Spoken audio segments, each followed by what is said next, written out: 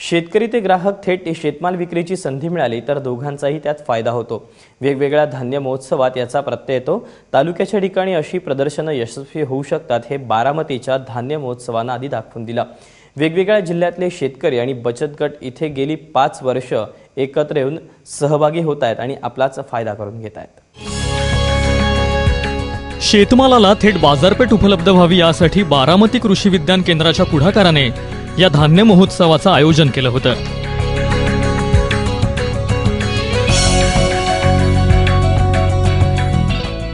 यंदाचं हे 5वं वर्ष।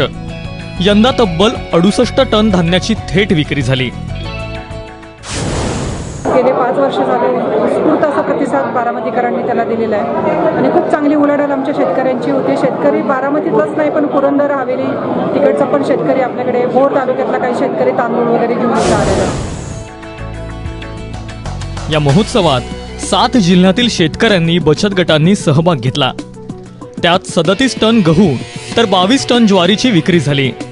खास देवगडहून शेतकऱ्यांनी आणलेल्या हापूसला मोठा प्रतिसाद मिळाला। सेंद्रिय शेतमालाला ग्राहकांनी पहिली पसंती दिली। एकूण 43 लाखांची उलाढाल झाल्याचं संतोष गोडसे सांगतात। या धान्य महोत्सवामध्ये 7 जिल्ह्यातून एकूण 57 स्टॉलची या ठिकाणी आपण उभारणी केलेली आहे। या स्टॉलमध्ये महिला बचत गटांचे काही स्टॉल आहेत, काही शेतकऱ्यांचे स्टॉल आहेत। यामध्ये शेतकऱ्यांनी त्यांचे धान्य या ठिकाणी विक्रीसाठी ठेवले।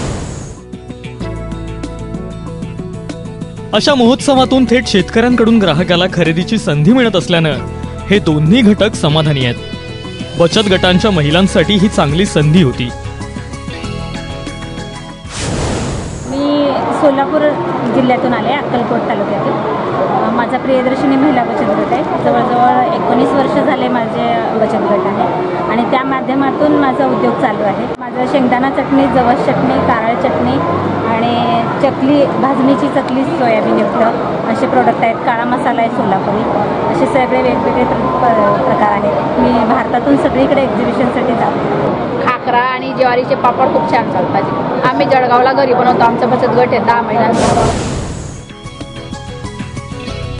धान्य महोत्सवाच्या माध्यमातून ग्राहकांच्या आवडीनिवडी तसंच बाजारातील नेमकी स्थिती कळल्यानं त्यानुसार शेतकरी उत्पादन घेऊन माल विकतायत। त्यामुळे ग्राहकांनी मोठ्या प्रमाणावर हजेरी लावली आहे। 4 वर्षापासून इथं प्रदर्शन भरत आहे।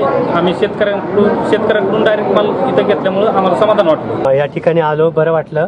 दरवर्षी आम्ही इथून गहू तांदूळ नेतो। याही वर्षी अतिशय चांगलं मिळालं, त्याबद्दल समाधान। गेली 5 वर्ष बारामती शहर आणि पंचक्रोशीतील अनेक ग्राहक इथे येऊन वर्षभराचं धान्य खरेदी करतायत। ग्राहक आणि शेतकरी हा थेट दुवा जोडण्याचा यशस्वी प्रयत्न या धान्य महोत्सवाच्या माध्यमातून गेली 5 वर्ष होतोय हे विशेष। राहुल ढवळे, ABP माझा, बारामती।